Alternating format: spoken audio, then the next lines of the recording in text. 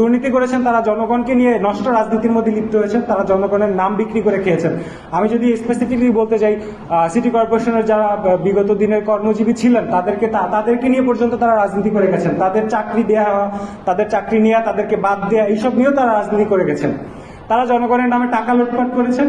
আমি যদি আরো নাম ধরে বলতে চাই, এরকম আপনি অনেককে পাবেন। একদম আমি আসলে একজন দুজনের নাম উল্লেখ করে এই লিস্টটাকে ছোট করতে চাই না। আমি পুরো বৈষম্য বিরোধী ছাত্র আন্দোলন বরিশাল মহানগর এবং জেলা শাখার যতগুলো ব্যক্তি আছেন ম্যাক্সিমামই হচ্ছে এই করাপশনের সাথে জড়িত। তারা মামলা করতেছেন এক একজনের নামে, তারা আবার রাতের অন্ধকারে সেই মামলাগুলো থেকে নাম কেটে দিচ্ছেন। এর সাথে শুধু যে বৈষম্য বিরোধী ছাত্র আন্দোলনের নেতারাই জড়িত তা কিন্তু নয়। আপনি তাকলে দেখবেন এখানে আমাদের সরকারি অনেক কর্মকর্তারাও এর সাথে জড়িত আছেন। তাদের প্রণোদনায় তারা এই কাজগুলো করে যাচ্ছেন, তাদের সহযোগিতায় তারা এই কাজগুলো করে যাচ্ছেন। আপনি যদি আরো তাকান, আমাদের জুলাই অভ্যুত্থানের আগে, আসলে জুলাই অভ্যুত্থানটা তো পরে, আগে আমাদের ছিল বিপ্লব।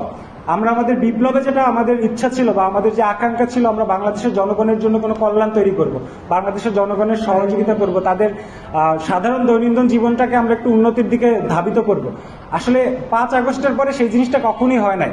লিস্টের যে নেতাকর্মী আছেন তাদের জীবন ধারণের অনেক উন্নতি হয়েছে। আমরা দেখেছি কেউ জিক্সার চালাচ্ছেন, আমরা দেখেছি কেউ প্রাডো গাড়িতে, আসলে এটা হাসির কথাই, কাউকে দেখেছি আমরা প্রাডোতে ঘুরে বেড়াচ্ছেন, কাউকে দেখেছি 5 স্টার রেস্টুরেন্টে খাচ্ছেন।